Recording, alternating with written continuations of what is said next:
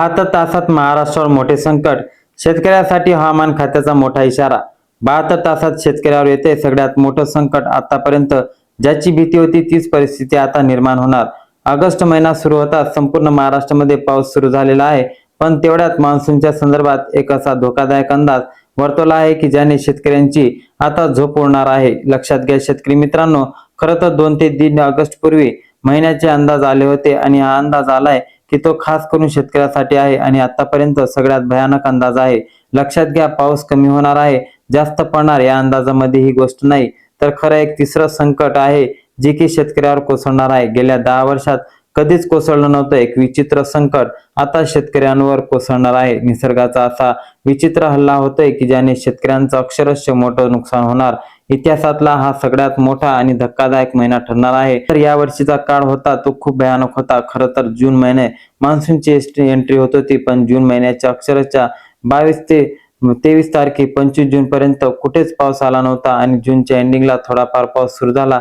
जुलैमध्ये खूप कमी प्रमाणात याची आशा होती। जुलैमध्ये देखील पाऊस फक्त पुण्याच्या घाटमाथा, कोकण किनारपट्टी आणि विदर्भातला काही भागातच झाला। मधला तो भाग आहे ज्यामध्ये उत्तरेकडे जिल्हे असतील, त्यानंतर मराठवाडा भागातील असतील, तर इकडे कुठेच पाऊस झाला नाही। पण झालं वेगळंच, काही ठिकाणी जिथे पाऊस पडला तिथे ढगफुटी झाली, तर काही ठिकाणी प्यायला पाणी नाही। मग शेतकरी आता विचार करतोय की आता तरी पाऊस येईल। मग आता प्रत्येक जण हवामान खात्याच्या अंदाजावर वाट बघत आहे आणि सर्वांची नजर तिकडे लागलेली आहे।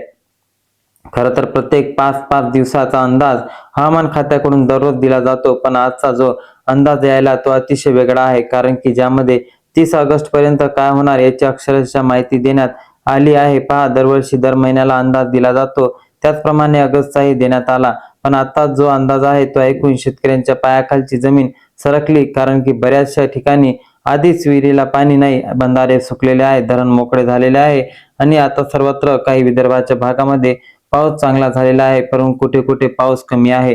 कुठेतरी थोडाफार पाऊस मराठवाड्यात होता, पण तेवढ्यात एक भयानक अंदाज समोर आला ज्याने अक्षरशः शेतकऱ्यांची झोप उडालेली आहे। कारण की आता महाराष्ट्रावर एक नाही, 2 नाही, तर 3 मोठे संकट महाराष्ट्रातील शेतकऱ्यावर कोसळणार आहे। पहा, मागच्या 10 वर्षामध्ये काय व्हायचं की पाऊस कमी पडला की पिकांना पाणी कमी पडायचं, पिकांचे उत्पन्न कमी व्हायचं, पण आता जे संकट आले ते अतिशय विचित्र आणि भयानक आहे। कारण की एक जो आहे तो राक्षस आता, जो मान्सूनला आवडत होता तो राक्षस आता पुन्हा एकदा जागा झालाय आणि पहिल्यापेक्षा दुप्पट पद्धतीने जागा झालाय। त्या राक्षसाचं नाव आहे सुपर एल निनो। आता एल निनोची बातम्या गेल्या 2 ते 3 महिन्यापासून प्रत्येक शेतकरी ऐकतोय, पण आता जो आणलेला आहे तो एक त्यांचं तीव्र रूप असून त्याचं नाव सुपर एल निनो आहे। आता पहा, सुपर एल निनो हा सगळ्यात तीव्र असतो आणि तो सक्रिय होतोय, पण कालपर्यंत फक्त पाऊस कमी पडले अशी माहिती सांगण्यात आलेली होती, पण त्यासोबतच पावसासोबत एक अशी 2 विचित्र संकट येत आहे की ज्यामुळे शेतकऱ्यांच्या आयुष्यात झालं नव्हतं इतकं भयानक नुकसान होत आहे। पहा, प्रत्येक जिल्ह्यासाठी वेगवेगळे अंदाज जाहीर करण्यात आलेले आहे। पूर्व फक्त सांगितलं जायचं की महाराष्ट्रात इतके टक्के पाऊस पडेल, तितके टक्के पाऊस पडेल, पण या जिल्ह्यात कमी, त्या जिल्ह्यात कमी। पहा, पावसाचा प्रश्न राहील नाही तर शेतकऱ्यांच्या पिकाचा काळ ठरवणारी ही परिस्थिती आता निर्माण होणारी आहे। त्यामुळे सरकारच्या माध्यमातून 30 ऑगस्ट 2026 पर्यंत कोणत्या जिल्ह्यात कुठे कुठे काय होणार, कुठे कसा पाऊस पडेल, कुठे काय परिस्थिती निर्माण होईल, पिकांना नेमकं काय धोका आहे, खबरदारी काय घ्यायची, सगळी सविस्तर माहिती तुम्हाला देण्यात येणार। पहा, संपूर्ण महाराष्ट्रातील शेतकऱ्यासाठी ऑगस्ट महिन्यातला एक धोकादायक अंदाज आता जाहीर झालेला आहे।